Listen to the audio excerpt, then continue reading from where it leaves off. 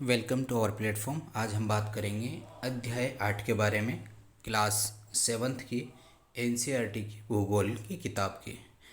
इसका नाम है मानव पर्यावरण अन्योन्य क्रिया उष्णकटिबंधीय एवं उपोष्ण प्रदेश। इसके अंदर हम बात करेंगे दो प्रदेशों के बारे में। एक बात करेंगे अमेजन बेसिन के बारे में और दूसरी गंगा ब्रह्मपुत्र के बारे में हम बात करेंगे। यदि आपको नोट्स अभी तक प्राप्त नहीं हुए हैं तो स्क्रीन पर दिए हुए इन नंबर को आप व्हाट्सएप मैसेज करके आपके नोट्स प्राप्त कर सकते हैं, हैंड रिटन नोट्स। ठीक है, तो शुरू करते हैं। Amazon basin. अमेजन बेसिन की जब हम बात करेंगे तो ये क्या है, उष्ण कटिबंधीय प्रदेश कर्क रेखा व मकर रेखा के मध्य स्थित है। सबसे पहले इसकी बात कर लेते हैं हम। जो अमेजन बेसिन है कहाँ पर स्थित है, ये जो कर्क रेखा और मकर रेखा के बीच में है और इस वाले एरिया को हम बोलते हैं उष्ण कटिबंधीय प्रदेश।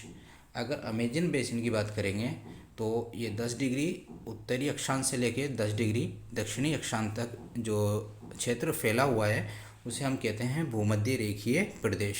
ठीक है, और इस भूमध्य रेखीय प्रदेश में ही क्या है, अमेजन नदी का विस्तार है। और अमेजन नदी की जो सहायक नदियां हैं वो जो है मिलकर इसका पूरा क्या बनाते हैं, एक बेसिन बनाते हैं। अगर हम बात करें मुहाने की तो जिस स्थान पर कोई नदी किसी अन्य जलराशि में मिलती है तो उसे हम मुहाना कहते हैं। अब अमेजन बेसिन के बारे में बात करते हैं। अमेजन बेसिन क्या है, कहाँ कहाँ फैला हुआ है और किस किस प्रकार की यहाँ पर जनजातियाँ रहती हैं, उनकी सब के बारे में बात करेंगे। तो अमेजन बेसिन क्षेत्र है वो Brazil, Peru, Bolivia, Ecuador, Colombia, Venezuela, तो इन जगहों पर क्या है, अमेजन बेसिन का एक विस्तार है।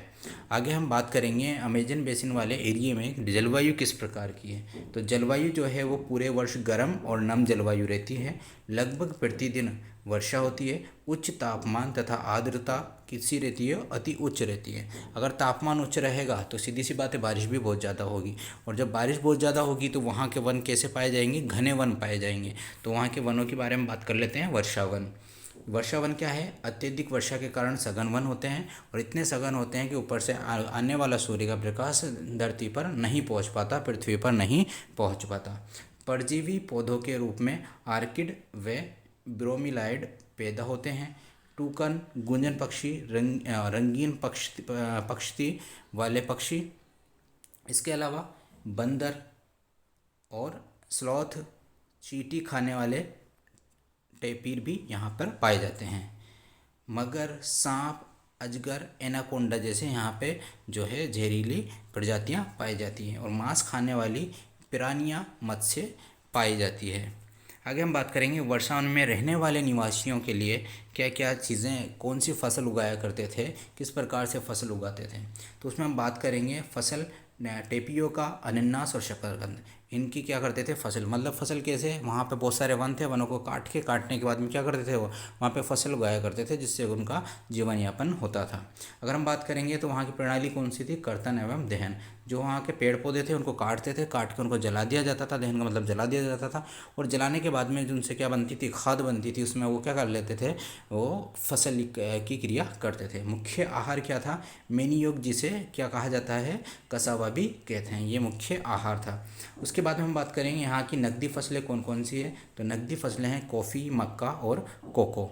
कुछ कच्चे घरों की बात करेंगे तो यहाँ पर कुछ कच्चे घर मिलते हैं। कुछ कुछ लोग हैं वो क्या है, मलोका कहे जाने वाले बड़े अपार्टमेंट में रहते थे। तो कुछ तो घर कैसे थे, कच्चे थे, और कुछ किस में रहा करते थे, एक अपार्टमेंट टाइप में जिसको बोलते थे मलोका। आगे हम बात करेंगे इसी के बारे में कि 1970 में ट्रांस अमेजन महासागर बनने से वर्षा के सभी भागों, जो वर्षावन हैं उनके सभी भागों तक पहुंचना क्या हो गया था, संभव हो पाया था। यहाँ पे आप वर्षावन कर लेना, ठीक है ना, वर्षावन। ठीक है, आगे हम बात करेंगे, ये हो गया हमारा अमेजन बेसिन वाला एरिया। अब हम बात करेंगे गंगा ब्रह्मपुत्र बेसिन, जिसमें से बहुत ही महत्वपूर्ण क्वेश्चन बनते हैं, इसको आप देखिएगा।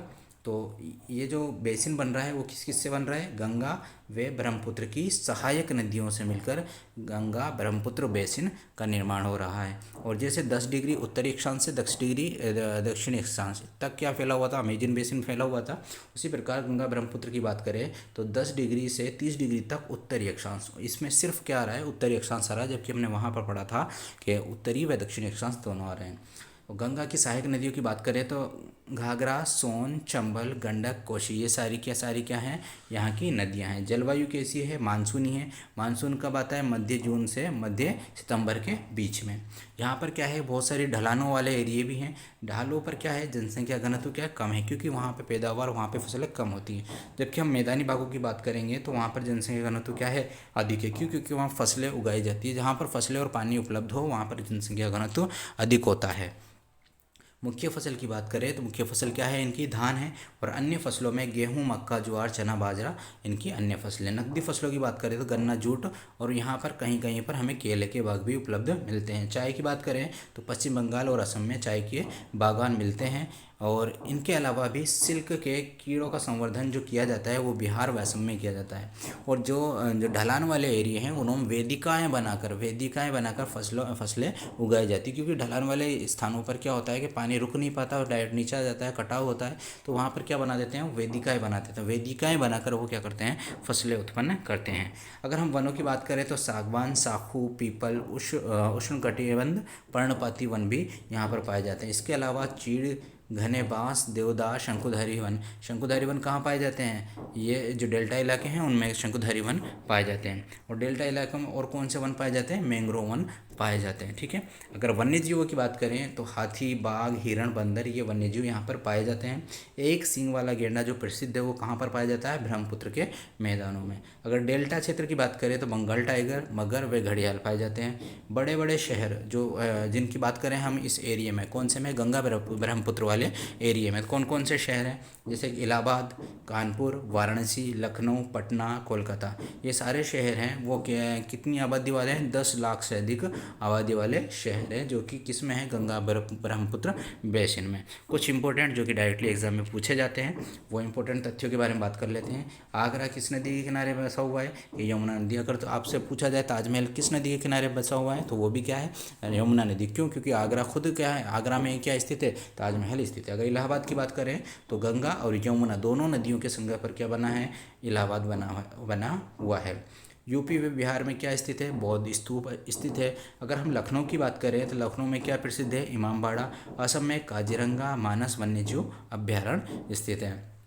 इन सभी के बाद में हम बात करें जो कि इंपॉर्टेंट चीज़ें हैं कि गंगा व ब्रह्मपुत्र नदी के अलवण जल, कौन सा जल है इसमें, अलवण मतलब लवणीय। हमने जल के 2 प्रकार पढ़े हैं, लवणीय और अलवणीय। जो लवणीय जल होता है वो हमारे लिए उपयुक्त नहीं होता, पीने योग्य नहीं होता, जबकि अलवणीय जल हमारे लिए क्या है, उपयुक्त है, मतलब वो क्या है, शुद्ध जल है। तो जो गंगा ब्रह्मपुत्र नदी है उसके अलवणीय जल में एक प्रकार का क्या पाई जाती है, डॉल्फिन पाई जाती है, जिसको स्थानीय भाषाओं में सुसु कहा जाता है। और इससे क्या पता चलता है, इसकी जल की शुद्धता का हम पता करते हैं। किससे जल की शुद्धता का पता करते हैं, सुसु से।